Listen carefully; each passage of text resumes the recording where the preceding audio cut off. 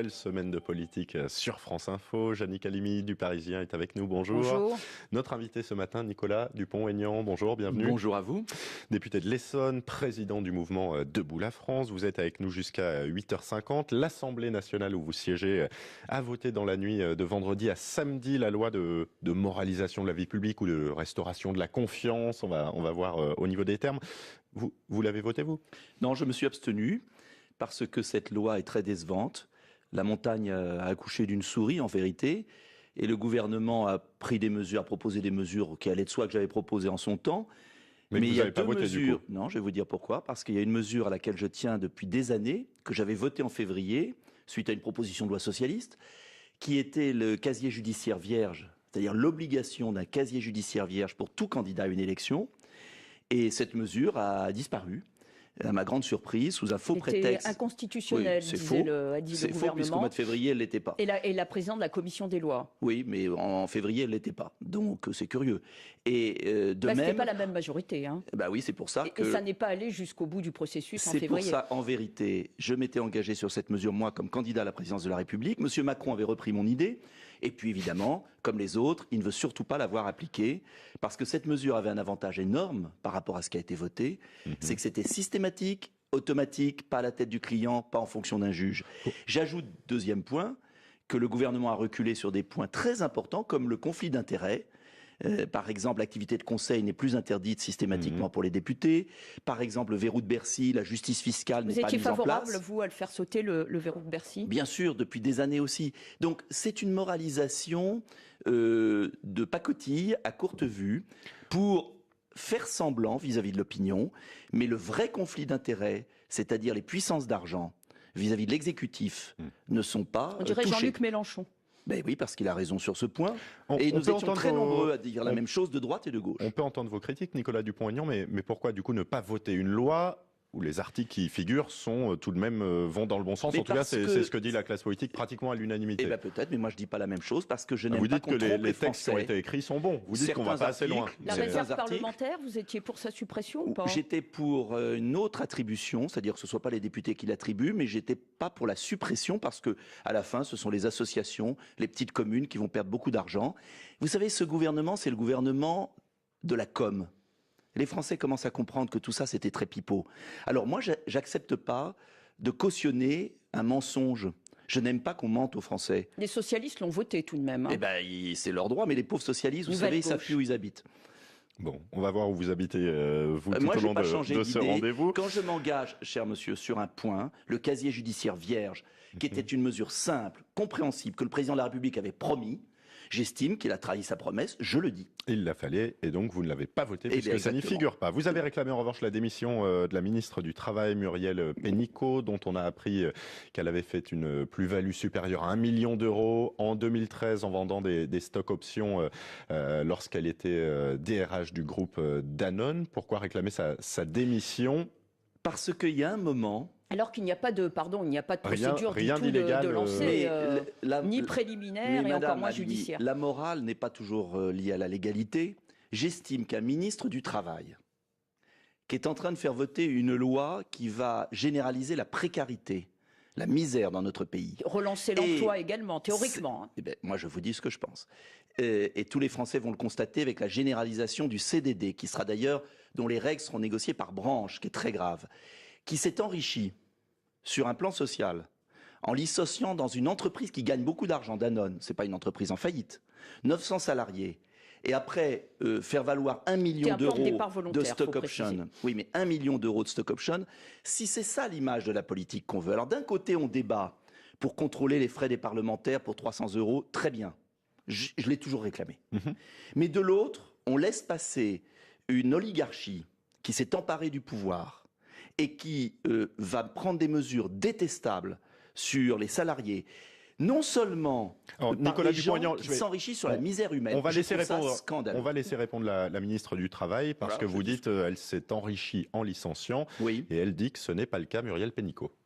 Il s'agit d'une rémunération décidée des années avant le plan de départ volontaire, qui est un plan de départ volontaire qui a concerné 200 salariés chez Danone. Il y a eu 233 solutions. Ce plan de départ volontaire est bien ultérieur. Donc, par démagogie, commencer à laisser interpréter autre chose que les faits me semble hors du champ, qui est la discussion sereine qui doit avoir lieu au Sénat sur les faits. Je peux répondre quelque chose? Madame Pénicaud ment devant le Sénat. Elle ment. Elle ment. Oui, elle ment. Parce que vous savez très bien que dans la réglementation des entreprises, l'exercice du droit d'option, c'est-à-dire des stock options, est à la demande de la personne. Et donc, Madame Pénicaud a exercé son droit de stock option. C'est vrai qu'il était prévu à l'avance, mais après, elle avait le droit de l'exercer quand elle voulait. Il y avait des fenêtres fiscales de lever des options. Comme par hasard, elle l'a exercé juste au lendemain de l'annonce du plan social qu'elle connaissait. Donc si ce n'est pas un conflit d'intérêts, c'est un conflit d'intérêts grave. Et symboliquement, je ne sais pas si vous réalisez ce qui se passe dans notre pays. Une classe sociale s'est emparée du pouvoir. Quand même, quand vous dites une classe sociale s'est emparée du pouvoir, vous parlez de quoi? Des élections législatives et auparavant présidentielles? De la manière. Au suffrage universel? Oui, je parle de la manière dont aujourd'hui, une fois au pouvoir, ceux qui ont été élus renvoient l'ascenseur à des gros intérêts. Je pourrais parler de l'affaire des vaccins, qui est gravissime. La généralisation des 11 vaccins, la visite secrète du Premier ministre chez Sanofi. Je pourrais parler de la baisse de l'impôt sur la fortune pour les actifs financiers. Les vaccins, monsieur je finis. La baisse de l'impôt sur la fortune uniquement pour les actifs financiers. Monsieur Macron travaillait beaucoup dans les banques. Tout ça me paraît malsain. C'est expliqué. Hein, oui, mais tout ça me paraît malsain. J'ai le droit de dire, parce qu'on a encore la liberté d'expression. Les gens le savaient au moment de voter, on est d'accord. Oui, ils le savaient. Mais ils l'ont peut-être pas lu, ils l'ont peut-être pas vu. En tout cas, maintenant, ils ouvrent les yeux. Il y a quelques mois pour leur dire. Je le sais, je l'ai fait. Je n'ai pas réussi. Mais je dis maintenant que mon devoir, c'est quand même de dire ça suffit. Je préférerais qu'on ne baisse pas l'APL, c'est-à-dire l'aide au logement pour les plus modestes, et qu'on ne supprime pas cet impôt sur la fortune. Et dans l'opposition, j'ai le droit de dire, sur la fortune. Si on le supprime sur les actifs financiers, 3 milliards d'euros, 3 milliards d'euros de coûts pour le budget de l'État, et pour payer cette suppression de l'impôt sur la fortune, qui va favoriser les plus riches des plus riches, on est en train de réduire de 60 euros par an des revenus des plus pauvres des plus pauvres. C'est pas ma conception de la politique. J'ai un autre projet pour le pays, je l'avais développé, et je pense que les Français vont ouvrir les yeux sur ce pouvoir. On va parler de votre projet dans la deuxième partie de cette émission. Nicolas Dupont-Aignan, on fait un point sur l'info. Député de l'Essonne, président de Debout la France et l'invité politique de France Info. Emmanuel Macron et le gouvernement ont décidé la semaine dernière de faire jouer leur droit de préemption sur le groupe STX, sur les chantiers navals de Saint-Nazaire. Je vous propose d'écouter l'explication du porte-parole du gouvernement, Christophe Castaner, de réagir ensuite. C'est un enjeu, un partenaire majeur du chantier naval, quitte à assumer cette décision qui a pu surprendre certains et certaines d'entre vous, qui évidemment ne s'est pas faite contre nos partenaires italiens, mais s'est faite pour défendre les intérêts stratégiques et industriels de notre pays. La souveraineté, ça doit vous plaire, ça? Je l'avais proposé pendant la campagne présidentielle. Tout vient de vous, alors? Non, mais je l'avais proposé. Et c'est une évidence qu'il fallait éviter que ce chantier naval italien s'empare de STX pour une raison très simple, c'est qu'il a des liens très étroits avec la Chine et que les Chinois cherchent à s'emparer de notre technologie, comme ils l'ont fait pour les avions, le TGV, le nucléaire, et que j'ai toujours demandé la nationalisation d'STX. Donc mais je vais plus loin. Définitive. C'est une bonne décision, je le dis. Définitive, parce que pour le moment, elle n'est que temporaire. Non, temporaire, je l'avais proposé temporaire, parce qu'on n'a pas vocation à tout nationaliser. En revanche, ce que je demande, c'est d'aller un peu plus loin, et c'est de fusionner avec DCNS, c'est-à-dire le groupe des constructions naval militaire qui a de très beau succès, c'est dans la même région, Lorient, Saint-Nazaire, et de faire un groupe français, un champion naval français, qui pourra nouer des partenariats avec d'autres groupes, mais à la condition que nous gardions un actionnariat majoritaire. Et j'attends donc la suite du gouvernement, parce que je pense que c'est une bonne décision de précaution qui a été prise, mais il faut aller au bout pour faire un vrai groupe français qui ait la marge de manœuvre pour après être privatisé. Ça ne peut pas être un groupe européen, par exemple? Le gouvernement français cherche encore à négocier avec je souhaite qu'il soit français. Et vous êtes contre toute solution de négociation 50-50? Non, 50-50, oui, je suis contre, parce que ça ne veut rien dire. Il faut un patron dans la vie. Et je pense qu'on a, avec le groupe naval militaire, le groupe naval civil... Un groupe français vous suffit, un groupe européen n'a pas votre préférence? Non, un groupe français qui noue des partenariats avec des groupes dans le monde peut être très bien, et européen aussi, mais il faut une majorité, parce que derrière, c'est l'avenir de notre industrie navale militaire, du futur porte-avions. Ce sont des brevets, et on a trop vu d'entreprises abandonnées où les brevets sont pillés. Et je pense que c'est un bon pas. Et quand c'est bien, moi je le dis, encore j'estime que c'est bien, vous savez, chacun son opinion. Nicolas Dupont-Aignan, vous êtes député de l'Essonne, vous avez réussi à battre un candidat En Marche lors des législatives. Oui, alors qu'on m'avait...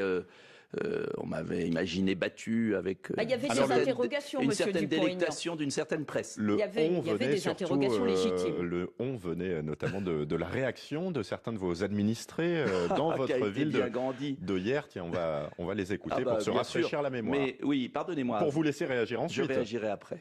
Allez-y. Révélatrice, cette réaction d'habitants, c'était lorsque vous avez confirmé votre alliance avec Marine Le Pen au second tour. Cette manipulation médiatique que vous avez organisée, pas vous personnellement, les journalistes, qui a eu des gens pas contents. Attendez la suite. Qui a eu des gens pas contents sur mon choix de second tour.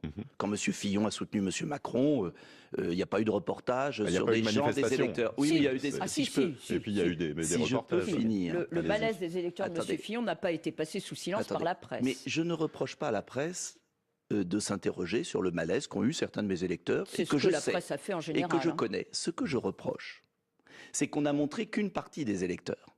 Et qu'on ne montrait toujours les mêmes. D'ailleurs, je les vois, des militants socialistes, et c'est leur droit. Nous sommes en République, en liberté. Ce qui m'a choqué, et ce qui a choqué beaucoup des habitants de ma circonscription, et d'ailleurs ça a contribué peut-être à ma réélection, c'est le 2 poids 2 mesures permanent, et c'est qu'on ne montrait que ceux qui n'étaient pas contents. Je pense pas. J'ajoute, si. Ça va être très bien qu'on ne parle jamais des trains qui arrivent à l'heure. Non, c'est pas vrai. On a parlé de vos électeurs qui s'interrogeaient, monsieur J'ajoute même que j'ai porté plainte au CSA, car certaines images montraient certaines personnes comme électeurs de ma ville, alors qu'ils n'habitaient pas ma ville et qu'ils étaient des adjoints socialistes de la ville d'à côté. Moi, je veux bien tout, mais la preuve en est, je vais vous dire, je m'en fiche maintenant, 63%. Sur la ville. Mais vous avez perdu Attendez, si je peux finir. 63% des électeurs de ma ville ont revoté pour moi aux législatives. Ce qui prouve que ce ne sont pas les médias qui font l'opinion, ce sont les électeurs. Et moi, je demande aux Français d'avoir un regard le plus lucide possible sur ces manipulations. En fait, dans notre pays, on n'a pas le droit d'exprimer des points de vue différents aujourd'hui. Ça devient de pire en pire. Je sais qu'il y a des électeurs qui étaient déçus, je sais qu'il y en a qui étaient très contents. J'ai eu 2000 adhésions dans mon mouvement de gens, des Républicains, du Front National et d'ailleurs, qui étaient contents qu'enfin, un homme politique fasse sauter un tabou. Je n'ai jamais adhéré au Front National, contrairement à ce qui a été dit, on a fait croire cette légende. J'ai demandé, et j'insiste pour la suite, qu'il y ait une union de tous les gens qui aiment la France, qui soient d'ailleurs de droite et même certains de gauche, pour qu'on arrête cette politique délétère de régression sociale et de chute économique que va poursuivre M. Macron. Très bien. Après, chacun a le droit de faire ce qu'il veut, mais de grâce, essayez d'être un peu impartial. Vous avez été réélu, et justement, puisque nous parlons de l'alliance entre les deux tours avec le Front National, pouvez-vous nous dire où vous en êtes par rapport au Front National et quelle place vous désirez prendre au sein de la recomposition de la droite qui s'amorce? Je pense que M. Macron a organisé une vraie recomposition politique. Et il faut lui... Oui, il a rassemblé tous ceux de gauche comme de droite qui étaient d'accord avec la politique menée par l'Union européenne et la politique de sacrifices sociaux depuis 20 ans. Obligatoirement, j'ai dit qu'il fallait une recomposition à droite. Et moi, je veux qu'on unifie avec Debout la France, les Républicains, une partie du Front National, sans les défauts et les excès du Front National, sans les défauts et les excès des Républicains, notamment leur soumission à Bruxelles. Donc ça sera vous qui serez au centre. Non, mais ce n'est pas la question de moi. C'est la question que je suis convaincu que le Front National ne gagnera jamais seul comme il est aujourd'hui. Je suis convaincu que les Républicains ne gagneront plus jamais seuls comme ils sont aujourd'hui. Et je pense que dans la vie, il faut s'adapter à ce qui se passe et qu'il faut bâtir un programme commun, sérieux.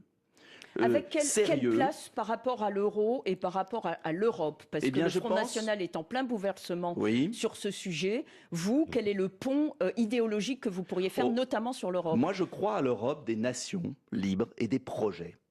J'ai jamais été favorable, par exemple, au Brexit, et c'était ma différence, et on en avait beaucoup discuté avec Marine Le Pen. Donc vous ne sortez pas la France de l'Europe s'il y a une union, une alliance avec le FN et les LR? J'ai passé toute l'élection présidentielle à essayer de convaincre nos concitoyens, j'y suis pas arrivé, mais il faut du temps, qu'on pouvait avoir une Europe différente et qu'il fallait renégocier les traités. Et qu'entre le Brexit d'un côté, qui est excessif, et de l'autre, la soumission, comme le fait M. Macron avec M. Philippe, à cette mauvaise Europe qui nous conduit à la précarité, au déclin économique et migratoire. Qu'est-ce qu'en pense Marine Le Pen? Est-ce que vous en avez parlé récemment avec elle? J'en ai parlé souvent. J'avais fait un accord qui faisait évoluer le Front National. Malheureusement, cet accord, puisqu'elle a perdu, n'a pas abouti. Je pense qu'il faut continuer à travailler pour rassembler le meilleur des forces. Est-ce que vous pensez que Marine Le Pen est prête à faire cette reconversion idéologique? Vous lui poserez la question. N'êtes pas en contact avec elle. Je ne suis pas Marine Le Pen. N'êtes pas en contact avec elle. Je suis en contact comme si avec les Républicains. Si un nouveau parti voit le jour, vous en serez? Non, je suis Debout la France, je suis gaulliste. J'ai voulu, au second tour, briser un tabou et montrer aux Français qu'on pouvait faire autre chose. Ça n'a pas réussi. Je continue à penser qu'il faut une alternative pour traiter la cause des problèmes. Rétablir un minimum de frontières nationales, éviter cette Europe du moins-disant fiscal et social, rebâtir l'école. Vous discutez avec Laurent Wauquiez Je souhaiterais discuter avec lui. En ce moment, il ne veut pas. Je ne sais pas pourquoi. Peut-être parce qu'il est en campagne interne. Est-ce qu'on va rester à subir M. Macron alors qu'il y a eu 29 millions d'abstentionnistes ou de votes nuls? Ce pouvoir a été élu non pas parce que les Français le voulaient, mais parce qu'en face, il n'y avait pas l'offre capable de les convaincre. Donc, je critique M. Macron, mais je veux tirer les leçons de l'échec et proposer un programme plus sérieux, plus serein, qui arrive à convaincre un jour les Français. C'est quand même le b.a.-ba, convaincre avec un nouveau projet. Le message est passé. Nicolas Dupont-Aignan, député de l'Essonne, invité de France Info. Merci à vous. Je voulais avoir une pensée pour notre consoeur Sophie Huette, que vous avez forcément croisée dans les couloirs de l'Assemblée et qui nous a quittés samedi. Voilà, c'était une pensée pour elle et pour tous ses confrères et ses proches. 8h51, un point sur l'info. Léo Chapuis.